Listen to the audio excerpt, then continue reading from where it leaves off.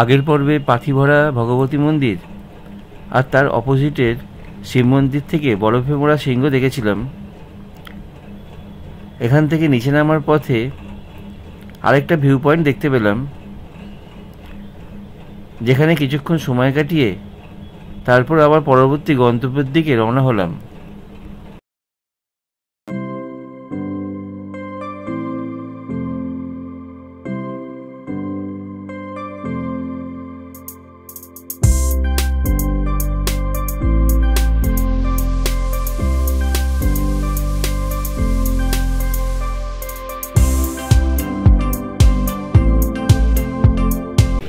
এই জায়গাটার নাম বেদেতা। এটা নেপালের খুব বড় একটা ফলের বাজার। শাকসবজি সব পাওয়া যাচ্ছে, প্রচুর ফল আর শাকসবজি এখানে বিক্রি হচ্ছে। প্রায় 30 থেকে 40টা দোকান আছে। এখানে কিছুক্ষণ ঘুরে ঘুরে দোকানগুলো দেখলাম। রাই শাক, সব রকমের ফল পাওয়া যাচ্ছে। কমলা লেবু, মূলো,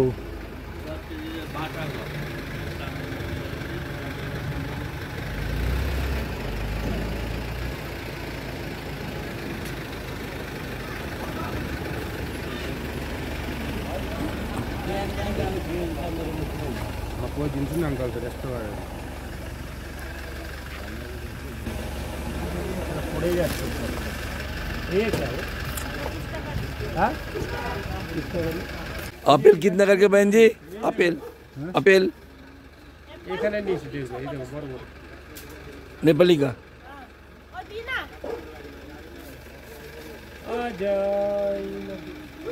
আপেল 350 টাকা নেপালি, আর কমলা লেবু 150 টাকা নেপালিতে। অফবিট নেপাল 3-তে আমি নমস্তে ঝর্ণা দেখিয়েছি। আশা করি আপনারা দেখেছেন।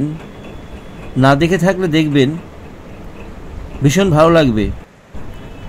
ঝর্ণা দেখে আমরা ঘন্টাখানেক পথ পাড়ি দিয়ে এলাম এক পাহাড়ি নদীর পাড়ে। অপূর্ব এই নদীর পরিবেশ, চারপাশ পাহাড় দিয়ে ঘেরা।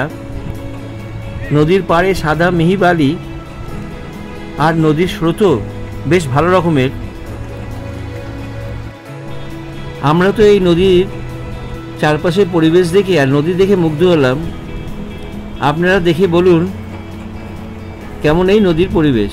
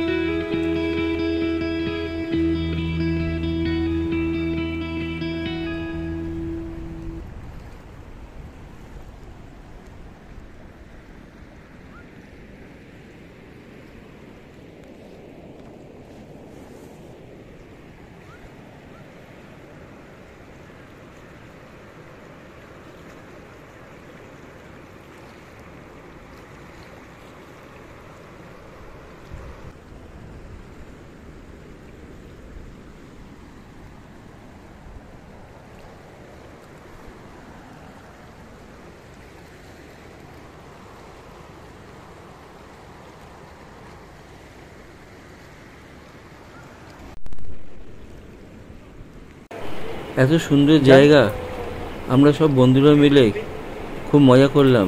আর পলাশ তো আনন্দে একদম আত্মহারা, ও গান টান গেয়ে একদম মাতিয়ে দিল।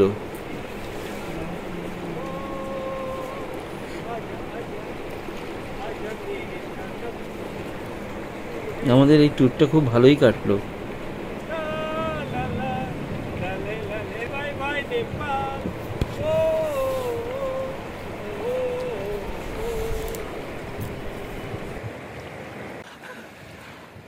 ভারী সুন্দর।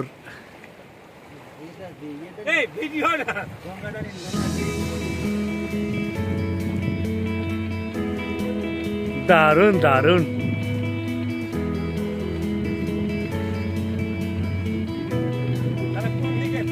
এবার আমরা ফিরতি পথে পড়ল নেপালি সেনা দ্বারা নির্মিত একটি মন্দিরের গেট।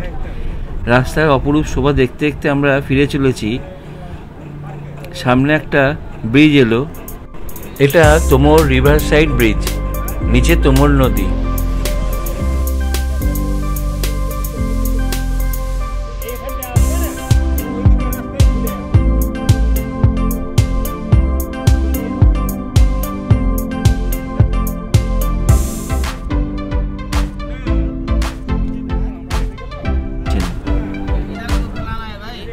আমরাও গল্প করতে করতে এগিয়ে চলেছি আমাদের নেক্সট গন্তব্যের দিকে।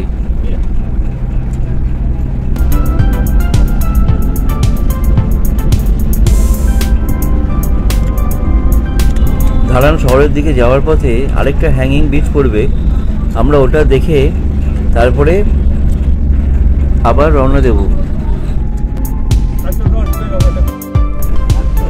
এবার চলেছি ওই ব্রিজের উদ্দেশ্যে।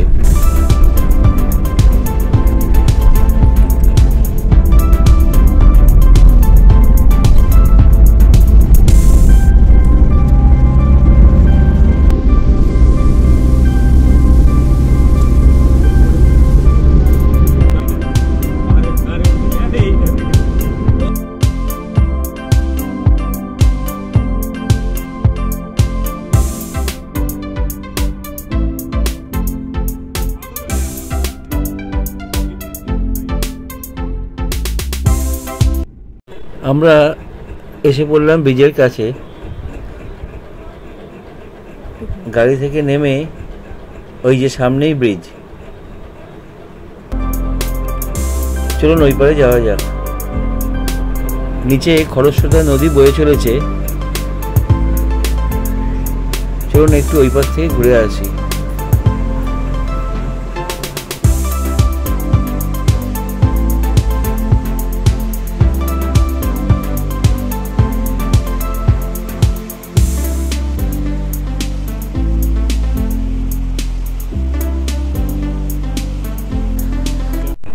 হ্যাঙ্গিং ব্রিজের এপাশে একটা ছোট্ট পাহাড়ি গ্রাম।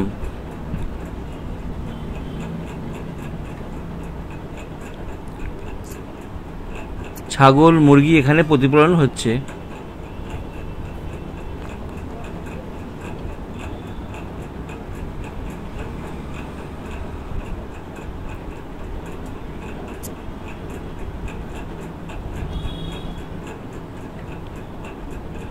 আর এটা ভুট্টার ক্ষেত।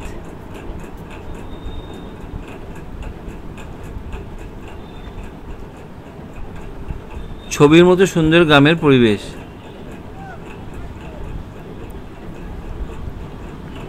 ছবির মতো সুন্দর গ্রামের বাড়িঘর।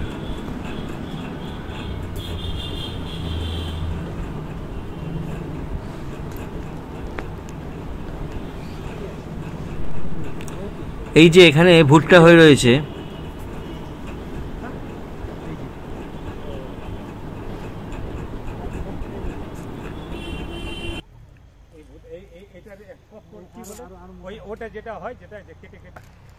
नेपाल का एक देसी भुट्टा है, जो खाएगा उसको मन उजाला हो जाएगा।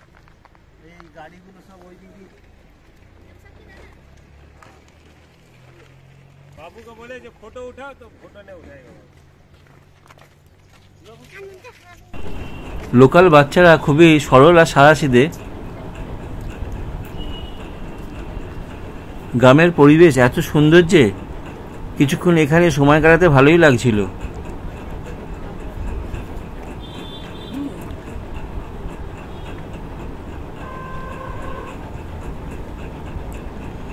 এখানে মৌমাছি প্রতিপালন হচ্ছে।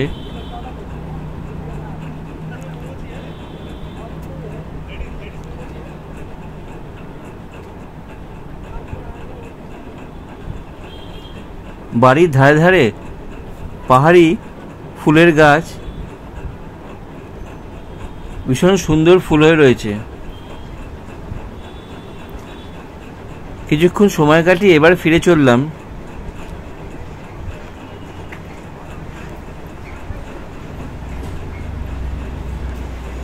নিচে পাহাড়ি খরস্রোতা নদী বয়ে চলেছে।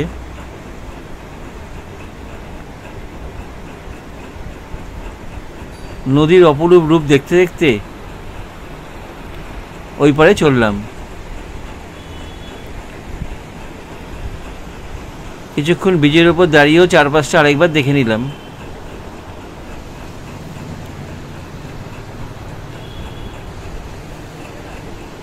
যেন এই জায়গা ছেড়ে যেতে ইচ্ছে করছে না। এপারে এক জায়গায় স্কোয়াশ বিক্রি হচ্ছে। লোকাল লোকেরা একে বলে ইস্কুশ। এটা এখানকার খুব পছন্দের খাবার।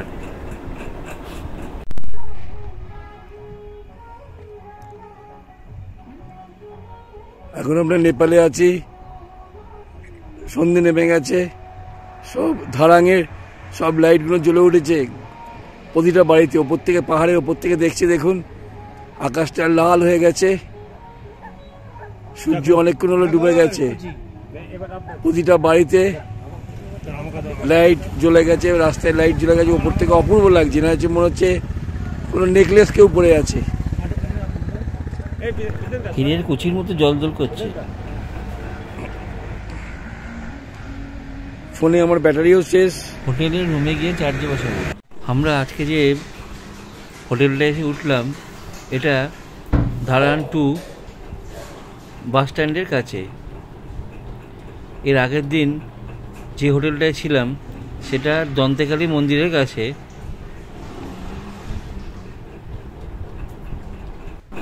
অফবিট নেপাল 2 যে এপিসোডটা আছে সেখানে ওই হোটেলটা ভালো করে দেখানো আছে।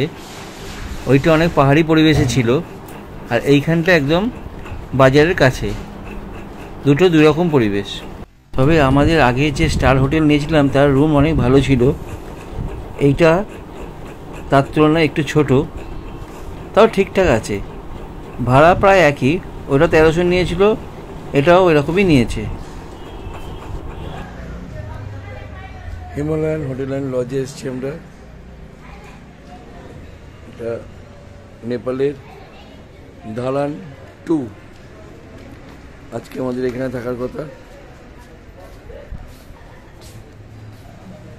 ডাইনিং রুম আর রিসেপশন একই সঙ্গে আছে।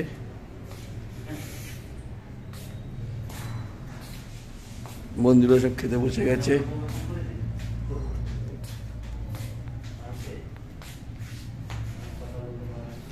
হোটেলের রিসেপশন এরিয়া বেশ সাজানো গোছানো, সুন্দর।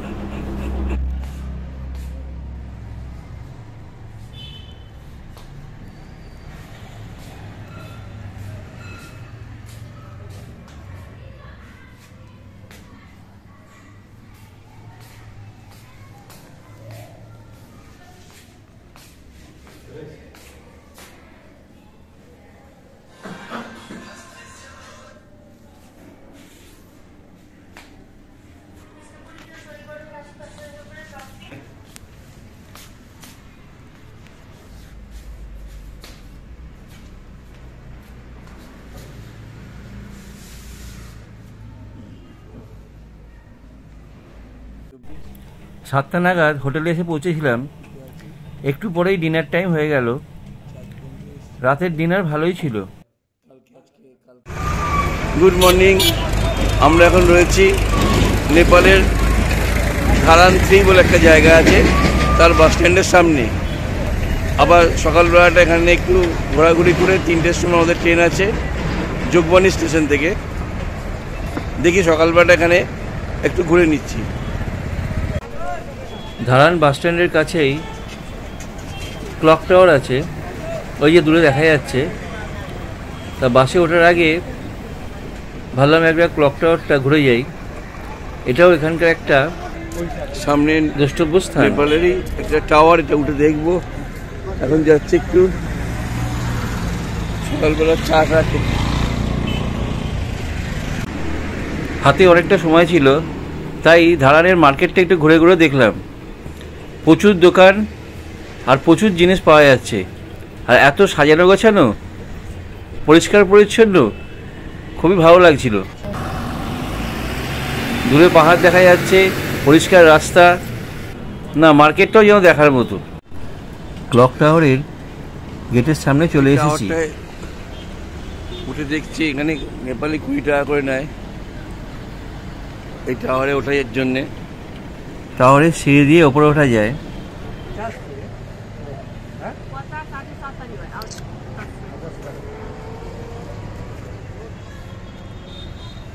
ধরেন ঘন্টাঘর। चलो ठीक 70-80 সুন্দর করে সাজানো।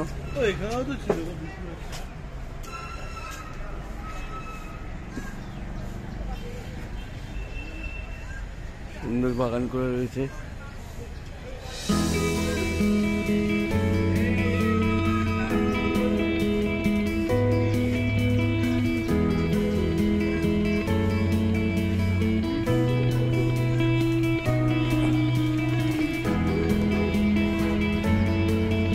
আমরা এখন সিঁড়ি দিয়ে ক্লক টাওয়ারের ওপরে উঠছি। ওপর থেকে দেখব শহরটা কেমন লাগে।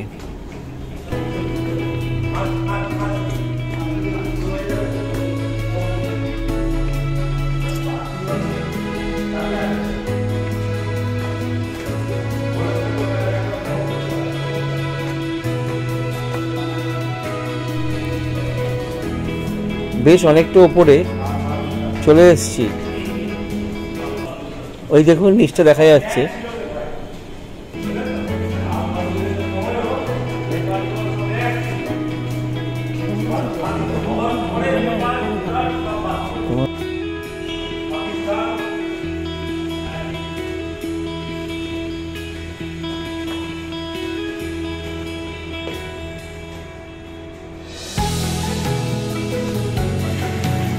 টাওয়ারের একদম উপরে উঠে এসেছি।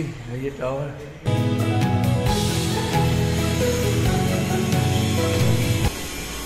একদম ওপরে পৌঁছে গেছি।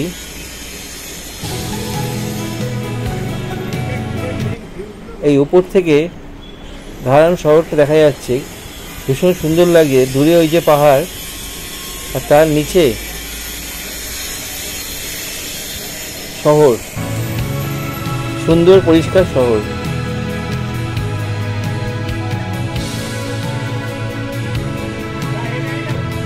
উপর থেকে দেখতে খুবই সুন্দর লাগছে। চারপাশে পাহাড় বেষ্টিত, আর মধ্যিখানে এই ধারণ শহর। এই জন্যই ক্লক টাওয়ারের উপরে ওঠা, যাতে পুরো শহরটা ভালো করে দেখা যায়।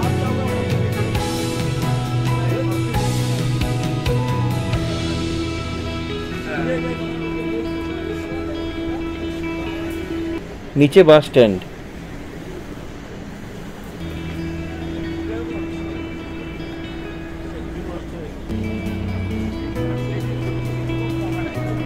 চারপাশটাই খুব ভালোভাবে দেখা যাচ্ছে। বাস স্ট্যান্ড, অটো স্ট্যান্ড, চারপাশটাই। এই পাশেও আছে, এখানে সরকারি বাস ছাড়ে, আবার প্রাইভেট বাসও আছে।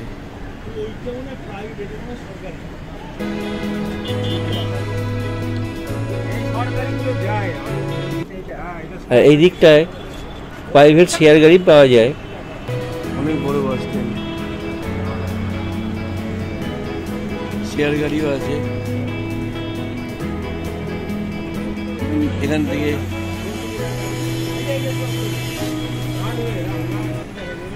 সকালবেলা এইগুলোই আমরা পায়ে হেঁটে ঘুরেছিলাম। আর এই যে ক্লক টাওয়ারের ওপরের গম্বুজ। এবার আমরা নিচে নেমে যাচ্ছি। আর নিচে নামার সময় দেওয়ালে নানা রকমের পেন্টিং রয়েছে, সেগুলো দেখতে দেখতে নামছি। এই যে ক্লক টাওয়ারের পেন্টিং। এই টাওয়ারটা দিয়ে আমরা উঠেছিলাম, এখানে ছবি দেওয়া রয়েছে লাজপত হাজরা খন্ডাগর।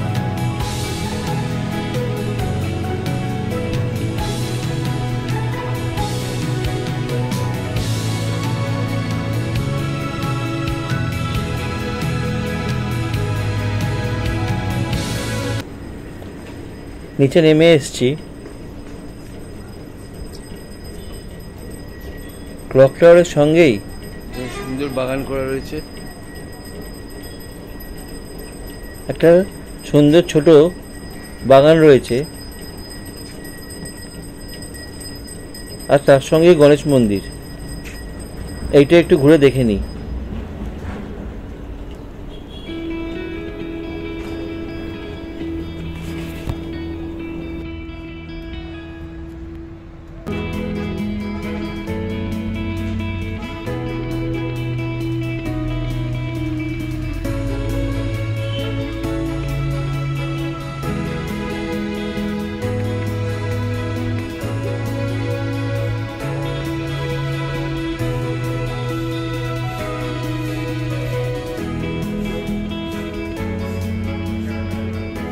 ঘন্টাঘরের সামনে এই মন্দিরটা।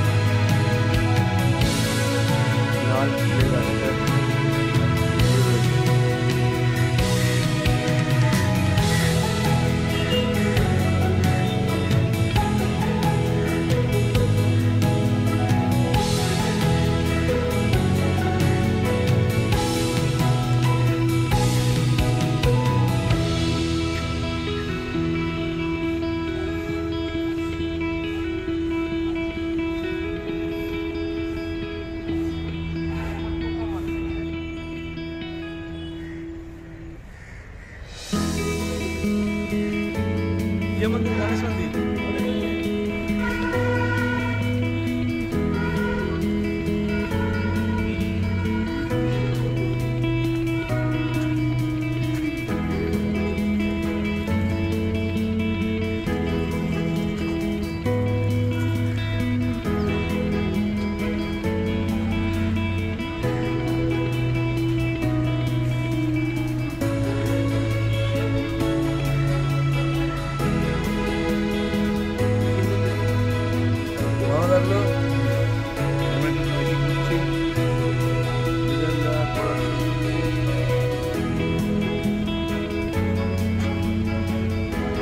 বিরাট পড়াচ্ছে, জুটিটা খুব ভালো।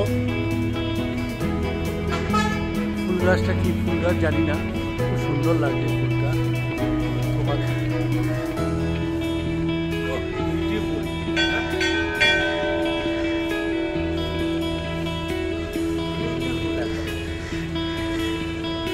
গণেশ মন্দির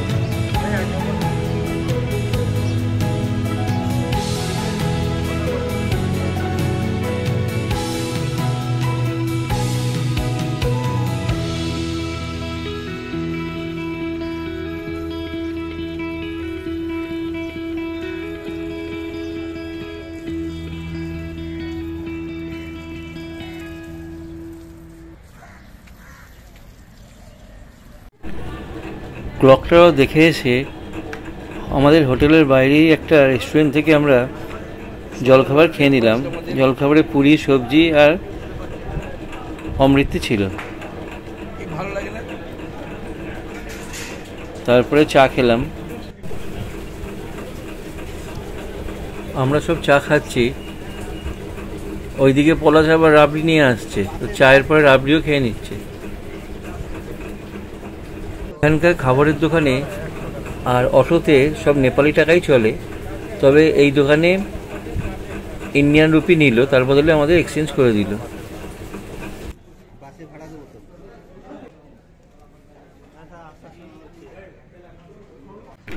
এরপর আমাদের হোটেলে ফেরত এসে আমাদের লাগেজ নিয়ে বেরিয়ে পড়লাম।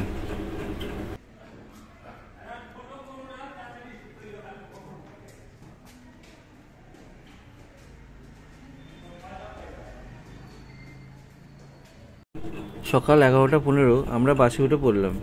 নেপালের ধান থেকে বাস ধরেছি, সরকারি বাস। এই বাসে যাবো আমরা বিরাটনগর। বিরাটনগরে বাস ভাড়া আমাদের 4 জনের পড়েছে নেপালিতে 450 টাকা, ইন্ডিয়ানে 250 টাকা। রাস্তার দুধারেই জঙ্গল। বিরাটনগর পৌঁছে ওখান থেকে আবার অটো করবো, যাব যোগবাণী স্টেশন। এটা বিরাটনগর বাস স্ট্যান্ড। এখান থেকে নেপালের মোটামুটি সব জায়গায় বাস পাওয়া যাবে। আমরা এখন ধারান থেকে এলাম, এখান থেকে পশুপতিনাথ, বীরগঞ্জ এইসব জায়গায় বাসও পাওয়া যাবে। এর সামনের বাসগুলো সব বীরগঞ্জ। ধারান থেকে বিরাটনগর আসতে বাসে 1.5 ঘন্টা মতন লাগলো। বিরাটনগর থেকে অটো করে আমরা যোগবাণী স্টেশনে এলাম, প্রায় ঘন্টাখানেক লাগলো। পার হেড 50 টাকা করে নিল। এখান থেকে আমরা রাতের ট্রেনে কলকাতা ফিরব। আমার এই অফবিট নেপাল সিরিজ 1, 2, 3 আর 4-এ সাজানো আছে। যদি কেউ না দেখে থাকেন তাহলে দেখে নিতে পারেন। প্রকৃতি দেখে আপনার মন ভরে যাবে। এরকম সুন্দর সুন্দর জায়গা দেখতে হলে চ্যানেলটাকে অবশ্যই সাবস্ক্রাইব করবেন, আর ভালো লাগলে একটা লাইক ও কমেন্ট করবেন। পরবর্তী কোনো সুন্দর জায়গায় আবার দেখা হচ্ছে।